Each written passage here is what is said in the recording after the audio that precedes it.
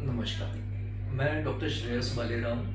मैं consultant neurologist हूँ Indus hospital Mohali में। आज हम यूरिनरी ट्रैक इन्फेक्शन के बारे में बातचीत करेंगे। यूरिनरी ट्रैक इन्फेक्शन, जिसे आम भाषा में यूटीआई कहा जाता है, एक ये ब्रॉड टर्मिनोलॉजी है। इसके अंदर काफ़ी सारी सब कैटेगरीज आती है। जैसे किडनी की इन्फेक्शन अगर हो तो उसे हम पाइलोनेफ्राइटिस कहते हैं। पेशाब की थैली या यूरिनरी ब्लैडर की इन्फेक्शन हो तो उसे हम सिस्टाइटिस कहते हैं। या आगे ब्लैडर से निकलने वाली पाइप, जिसे यूरेथ्रा कहा जाता है, उसकी इन्फेक्शन हो तो यूरेथ्राइटिस कहते हैं। अब ये सब कैटेगरीज के अकॉर्डिंग आपके सिम्टम्स भी अलग अलग हो सकता है। जैसे यूरेथ्राइटिस अगर आपको हो तो आपके मेनली सिम्टम्स होंगे बाथरूम में जलन होना या लग के पेशाब आना। ब्लैडर में इन्फेक्शन हो तो आपके सिम्टम्स होंगे बार बार पेशाब आना, जलन होके पेशाब आना। कभी कभार आपको प्रेशर इतना ज़्यादा होता है कि यूरिन के लिए भागना पड़े, जिसे हम अर्जेंसी भी कहते हैं। या फिर पेट के निचले हिस्से में दर्द होना।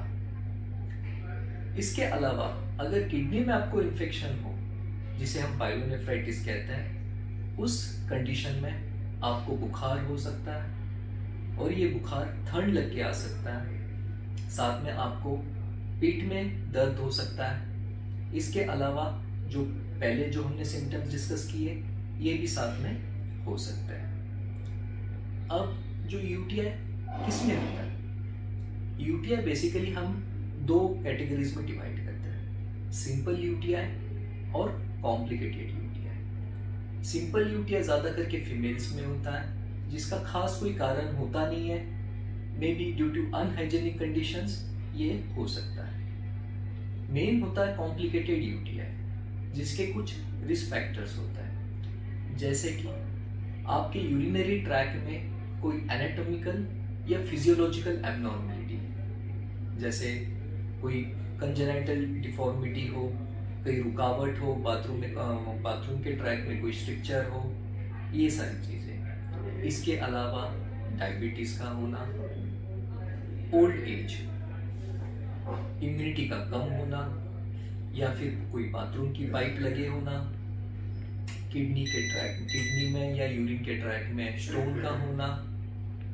इसके अलावा लंबे समय तक कोई एंटीबायोटिक आपने ली हो तो भी हम उसे कॉम्प्लिकेटेड यूटीआई कहते हैं। या इसके अलावा पहले कोई यूरिन के रास्ते कोई ऑपरेशन हुआ हो या कोई स्टेंट वगैरह पड़ा हो, उस वजह से भी आपको बार बार इन्फेक्शन हो सकती है।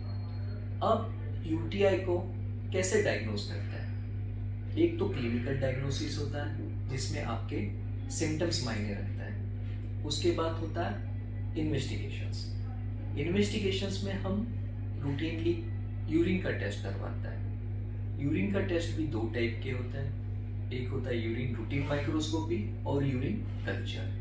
यूरिन कल्चर में हमें पता चलता है कि आपको किस बैक्टीरिया से इन्फेक्शन हुआ है और ये बैक्टीरिया कौन कौन से एंटीबायोटिक के लिए सेंसिटिव है, जिससे हम आपको अकॉर्डिंगली ट्रीटमेंट या प्रॉपर एंटीबायोटिक्स दे सकते हैं। इसके अलावा कभी कभार स्पेशली कॉम्प्लिकेटेड यूटीआई में आपको और भी इन्वेस्टिगेशंस की ज़रूरत पड़ती है, जैसे अल्ट्रासाउंड, सीटी स्कैन, एमआरआई।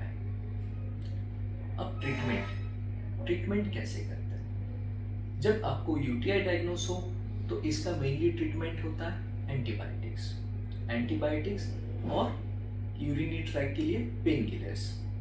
इस जरिए आपका ट्रीटमेंट होता है। अब ये एंटीबायोटिक्स आपको ओरल फॉर्म में दे सकते हैं या इंजेक्टेबल फॉर्म में भी दिए जा सकता है। कभी कभार एंटीबायोटिक्स के साथ साथ आपको सर्जरी की भी जरूरत पड़ सकती है।